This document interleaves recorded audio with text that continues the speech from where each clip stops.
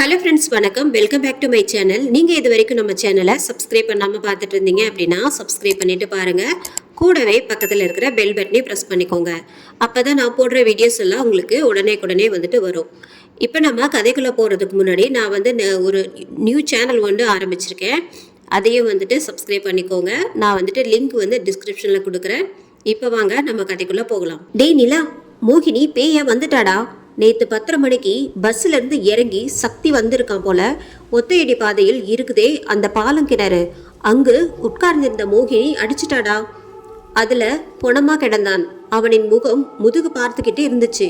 கழுத்தை திருகி கொண்டு இருக்கா போல என்றால் பயந்தவளாய். அம்மா, ஏமா காலங்காத்தால மோகினி பிசாசுன்னு சொல்லிக்கிட்டே இருக்கிற? போலீஸ்கிட்ட போனீங்களா இல்லையா? அவனை யாரு கொண்டாங்களோ மோகினி மேல போடுறீங்க. யாருமா உனக்கு சொன்னது இப்படியெல்லாம் சொல்றதுக்கு? மோகினி பேயா வந்து கொல்றத ஊர்ல இருக்கிறவன் பார்த்தானா என்ன இதெல்லாம் கட்டுக்கதையா தான் இருக்கும். நீயும் பயந்து போய் இப்படி உளர்ற என்றான் நீலகண்டன். ஆனால் சக்தியின் இறப்பு கொஞ்சம் அதிர்ச்சியை உண்டாக்கியது. வருந்தினான். டேய், சொல்றத முழுசா கேளுடா. சக்தியை கொல்ல போவதை முந்தின நாளே மோகினி சொல்லிட்டாடா என்றதும் நீலகண்டனுக்கு எரிச்சலாய் வந்தது. உங்ககிட்ட ஒரே ரோதனமா? செத்தவள் நான் சக்தியை கொல்ல போகிறேன் என்று நேரில் சொன்னாளா? படுத்தாதீங்கம்மா, வைங்க போன. அவ்வளோ பயம் இருந்தா ப்ளீஸ் இங்கே கிளம்பி வந்துடுங்க.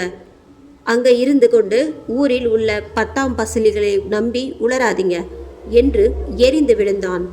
அவ அந்த மோகினி நேரில் வரலடா, ஆனால் வசுமதி உடலில் புகுந்து சொன்னாள் என்றதும் என்னம்மா சொல்றீங்க? ஆமாண்டா, முந்தா நாள் சாயங்காலம் ஒரு 6 மணி இருக்கும். வசுமதி அந்த ஆலமரத்தடியில உட்கார்ந்திருந்தாள். திடீரென்று வாங்க எல்லோரும் வாங்க, என்னை கொண்டு கிணத்துக்குள்ள போட்டுட்டு நீங்க எல்லோரும் நிம்மதியாக அவரவர் வேலையை பார்க்கிறீர்களா? விடமாட்டேன். இந்த ஊரில் உள்ள எல்லா ஆளுங்களையும் பழிவாங்க நான் திரும்பி ஊருக்கே வந்துட்டேன். ஒருத்தரும் என்கிட்ட இருந்து தப்பிக்கவே முடியாது. முதலில் சக்தி, அவன்தான் சாக போகிறான். அடுத்து வரிசையாக நான் துடித்தேனே, அதே போல எல்லோரும் துடிதுடித்து சாக வேண்டும் என்று சிரித்து கொண்டே ஆங்காரமாய் சொன்னாள்.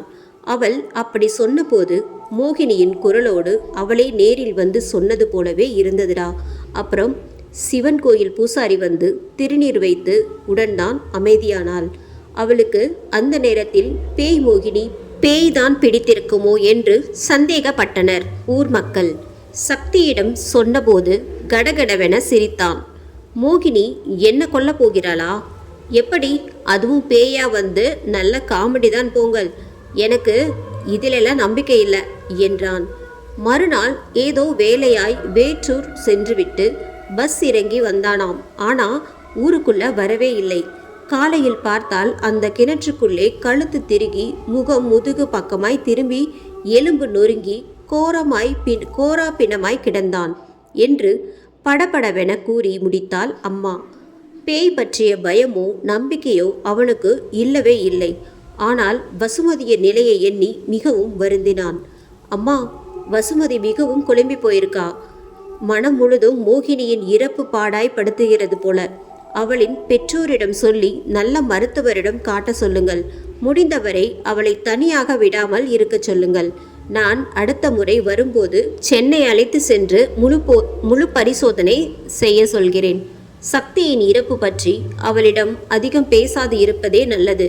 பார்த்து கொள்ளுங்கள் அம்மா என்றான் வருத்தமான குரலோடு.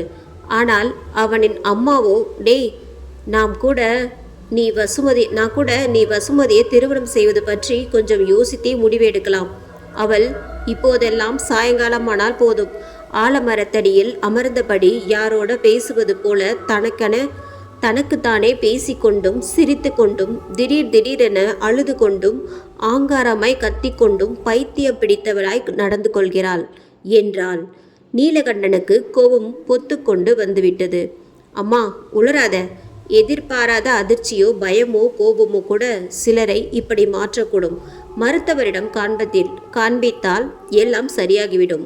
என்றைக்கு இருந்தாலும் அவள்தான் எனக்கு மனைவி, உனக்கு மருமகள், மறக்காதே என்று கூறிவிட்டு போனை டக்கென்று கட் பண்ணினான். கண்களில் இருந்து லேசாக கண்ணீர் துளித்தது. மனம் முழுதும் வசுமதி ஏன் இப்படி இருக்கிறாள், எப்படி அவளை சரிப்படுத்தலாம், எந்த டாக்டர் பார்க்கலாம் என்ற யோசனையிலேயே இருந்தது. அலுவலகம் செல்லக்கூட அவனுக்கு தோணவில்லை. வீட்டிலேயே இருந்து விட்டான். 2 வாரம் ஓடியிருக்கும். திரும்பவும் அம்மாவிடம் இருந்து ஃபோன் வந்தது. நிலா, 10 நாள் கழித்து இங்கு வருவதற்கு டிக்கெட் போட்டு இருக்கிறாய் தானே என்றாள் அவசரமாக. ஆமாம்மா, இந்த முறை சீக்கிரம் வருவதென முடிவெடுத்து உள்ளேன். வசுமதிக்கு சென்னையில் உள்ள பிரபலமான டாக்டரிடம் அப்பாயின்மெண்ட் வாங்கியிருக்கிறேன் என்றான்.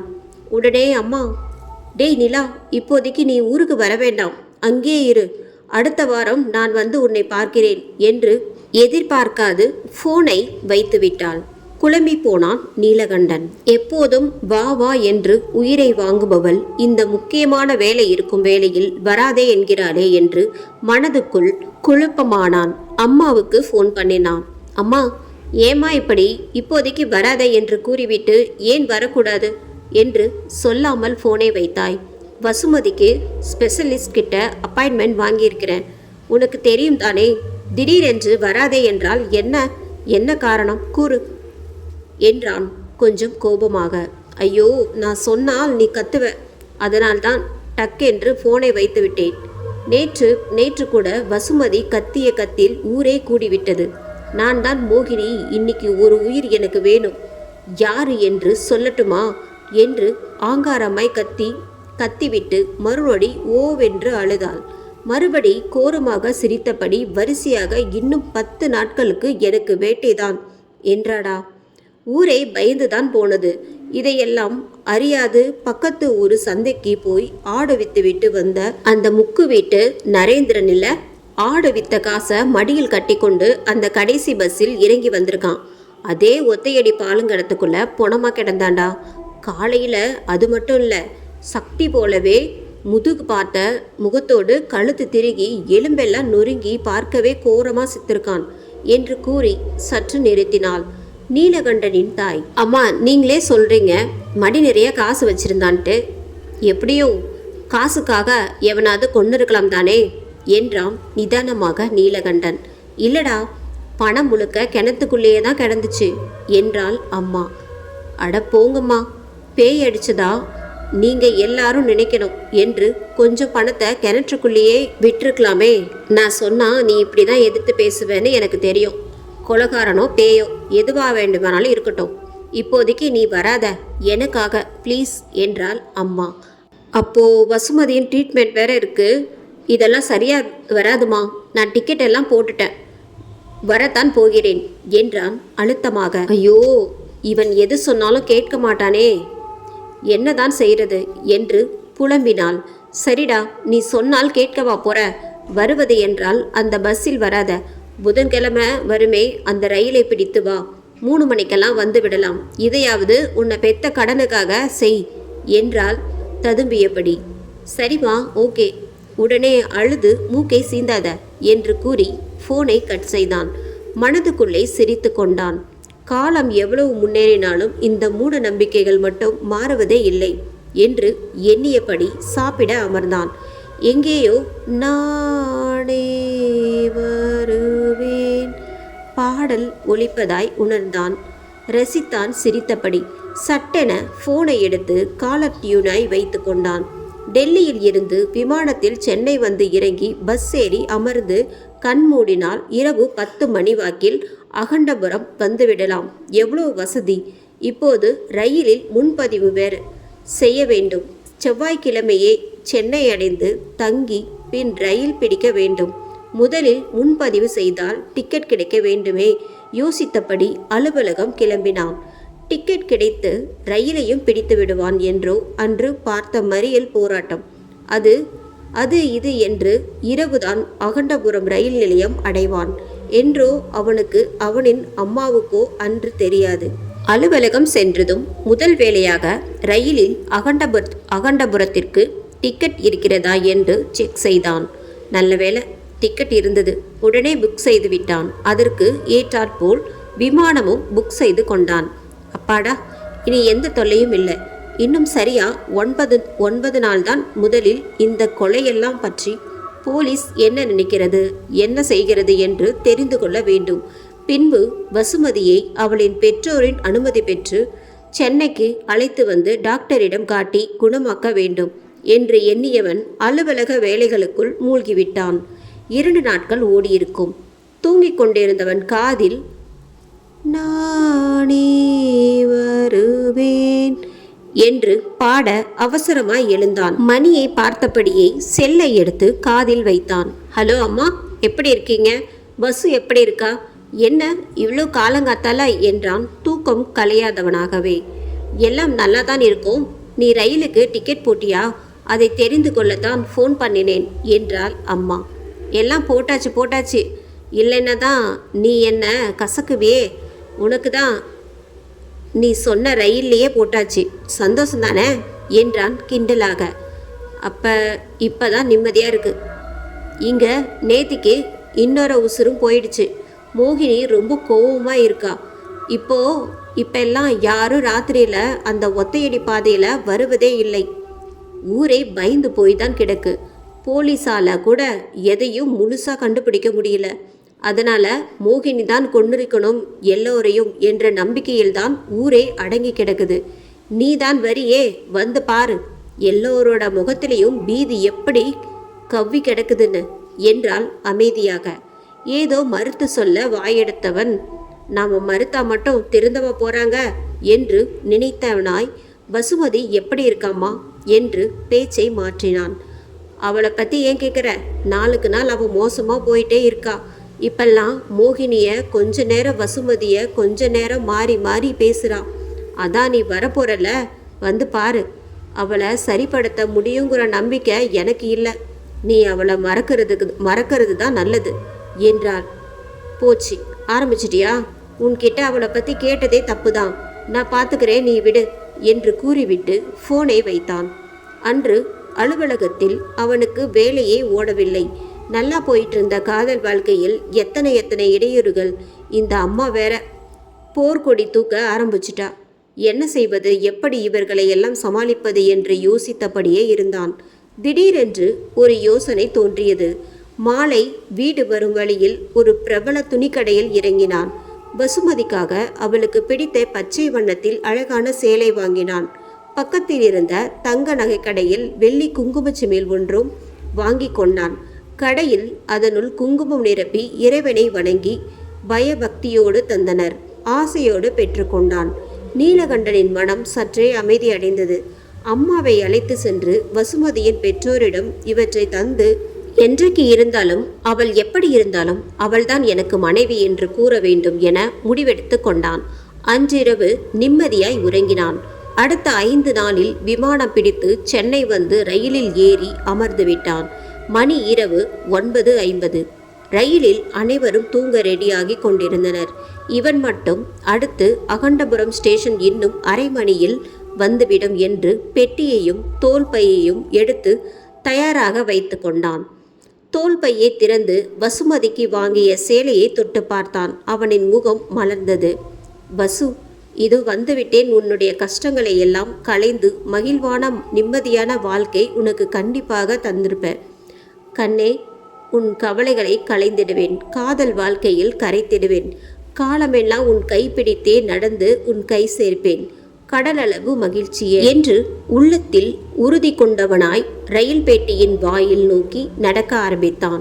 திடீரென்று தம்பி நில்லு என்ற குரல் கேட்க யாரென்று பார்க்க திரும்பினான். போர்வையை விலக்கி சற்றென்று எழுந்து அமர்ந்த ஒரு உருவம் அவனை நோக்கி வர, என்னைய நீங்க சொன்னீங்க என்றான் உற்று பார்த்த வண்ணம்.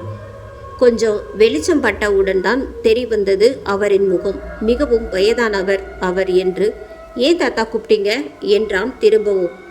இல்லை, நீ இறங்க தயாராகிறியே, அடுத்து வர்றது அகண்டபுரமாச்சே, இந்த நேரத்தில் இங்கே யாரும் இறங்க மாட்டாங்களேன்னு தான் என்றார் தன் கனத்த குரலில். ஆமாம் தாத்தா, அகண்டபுரத்தில் தான் இறங்க போகிறேன். நீங்கள் வேற பேய் பிசாசுன்னு பிரச்சாங்கம் பண்ண ஆரம்பிச்சிடாதீங்க என்றான் வெறுப்பாக. பின் ரயிலின் இறங்கும் வாயில் நோக்கி நடக்க ஆரம்பித்தான். நில்லு தம்பி, சொல்கிறத கேளு. நான் கூட அகண்டபுரத்தில் உள்ள சொந்தக்காரங்க வீட்டுக்கு ஒரு காரியத்துக்கு தான் போகணும். நாளைக்கு காலையில் அங்கே இருக்கணும். ஆனால் அவங்க ரயிலை விட்டு நடுராத்திரி இறங்கி வர வேண்டாம். அடுத்த ஊரில் உள்ள உங்கள் தங்கை வீட்டில் தங்கிட்டு காலையில் கிளம்பி வாங்கன்னு சொல்லிட்டாங்க. அந்த ஊர் நிலைமை உங்களுக்கு தெரியுமா தெரியாதா என்றார் அக்கறையோடு. தெரியும் தாத்தா, ஆனால் அதெல்லாம் நம்புற மாதிரி இல்லை, நம்பவும் மாட்டேன். நீங்கள் போய் படுக்கிற வழியை பாருங்க என்றான் வேகமாக. தம்பி ப்ளீஸ், ஏன் இப்படி ரிஸ்க் எடுக்கிறீங்க? என்னோடு வந்துடுங்க. ராத்திரி தங்கிட்டு பஸ் பிடிச்சி காலையில் 10 மணிக்கெல்லாம் வந்துடலாம். வாங்க தம்பி, வந்து உட்காருங்க என்றார் அவனின் கையை பிடித்தபடி. பரவாயில்ல தாத்தா, நீங்கள் போய் உட்காருங்க, நம்ம காலையில் எங்கள் ஊரில் மீட் பண்ணலாம் என்று கூறிவிட்டு கையை விடுவித்து கொண்டு இறங்குவதற்கு தயாரானான் நீலகண்டன். தாத்தா செய்வது அறியாது அமர்ந்து விட்டார்.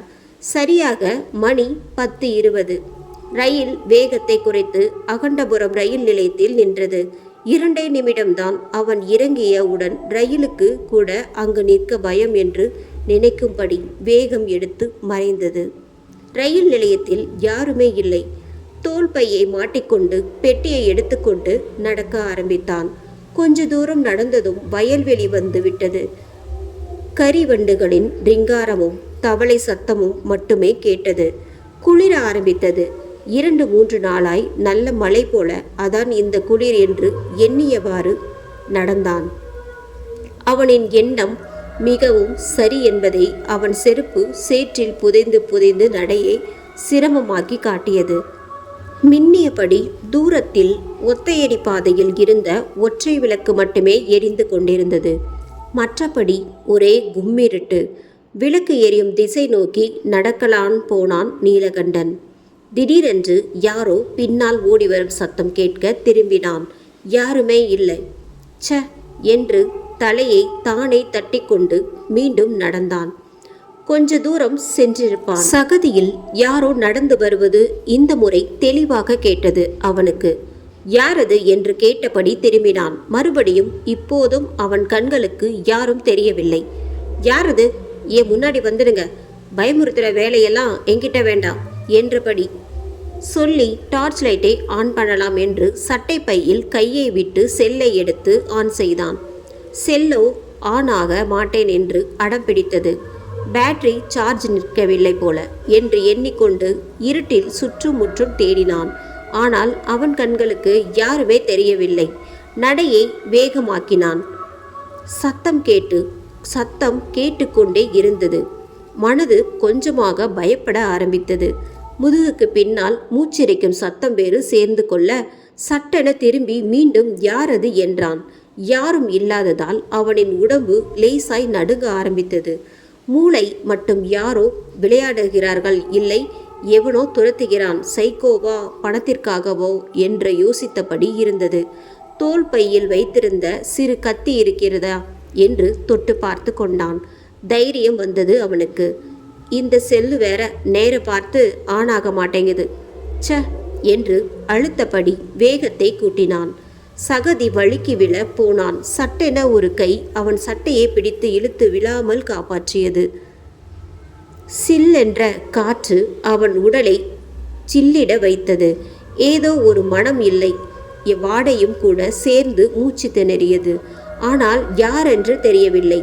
சுற்றுமுற்றும் தேடினான். யாரையும் காணோம். நெல் வயலுக்குள் ஓடி மறைந்து கொள்கிறார்களோ என்று வயலுள் நோட்டம் போட்டான். அப்படி யாரும் ஓடி மறைவதாய் இருந்தால் வயலுக்குள் நெற்பயிரின் அசைவு காட்டிக் கொடுக்கும். ஆனால் நெற்பயிரின் அசைவே இல்லை.